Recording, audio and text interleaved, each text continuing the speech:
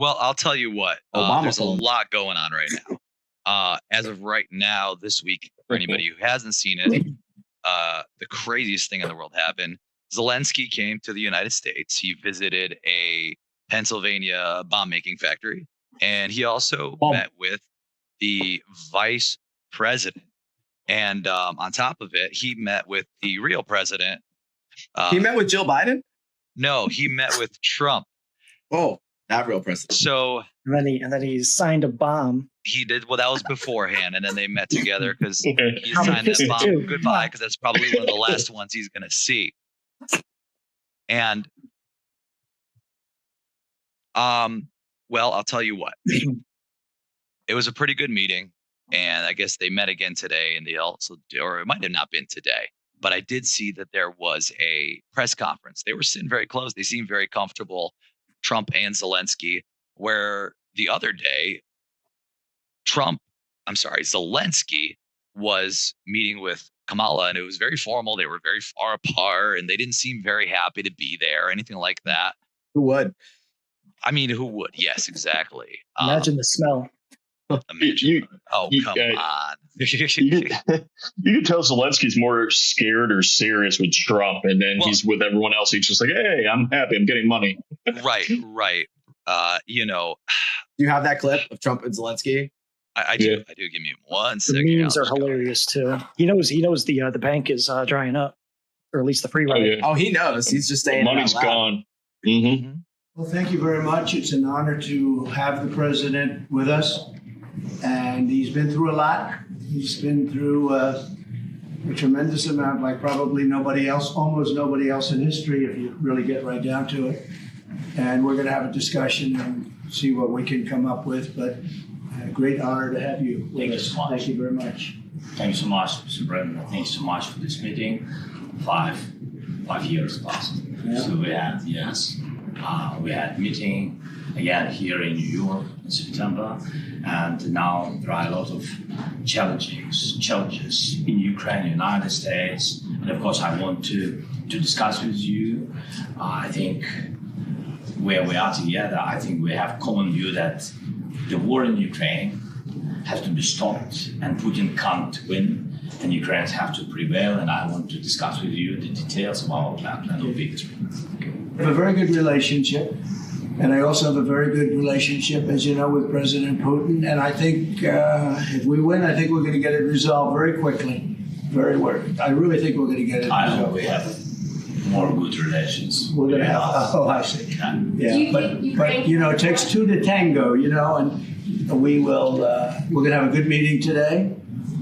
And I think the fact that we're even together today is a very good sign. And hopefully we'll have a good victory because the other side wins. I don't think you're going to have victories with anything, to be honest with you. So we're going to sit down and just discuss it. And if we have a win, I think long before January 20th, before I would take the presidency, it's January 20th. But long before that, I think that we can work out something that's good for both sides.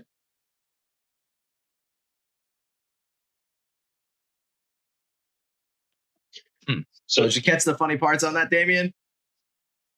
Yeah. A little bit.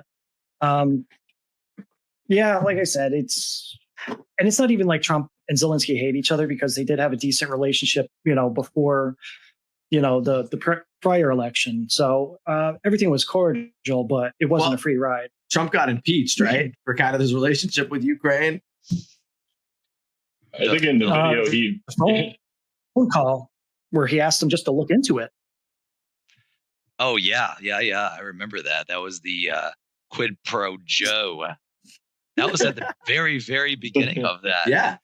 Russia. So many crazy things that have happened. That was the second one. The first one, yes. Yes. Good old Trump. Honestly, when he said, what did he say? He's like, he has a relationship with Putin, too.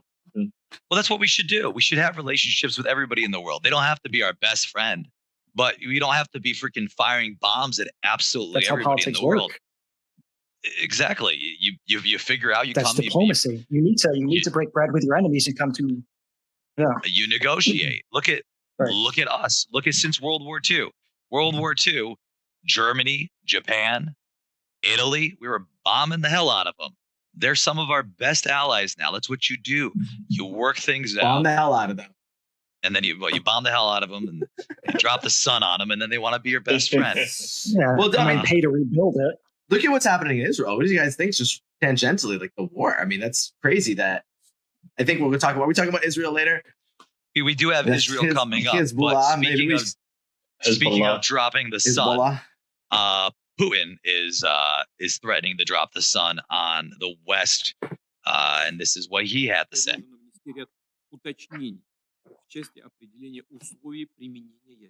Обновленной редакции документа.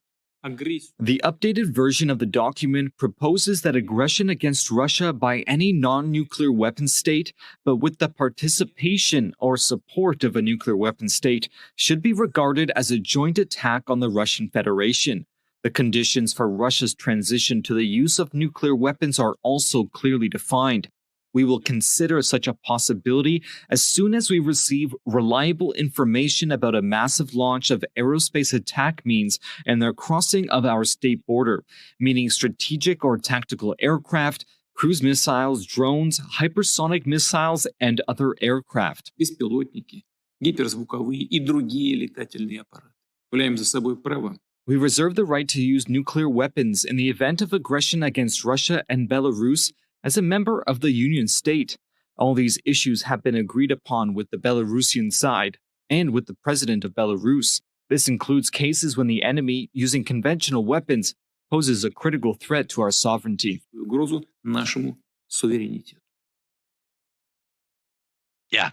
Exciting. So exciting. I mean, honestly, I miss Tucker Carlson. That would have been a little more interesting. But no, I mean, should be saying the same thing over and over again. But again, I just really want to cut this back. Remember with Neil deGrasse Tyson, we played that clip last episode.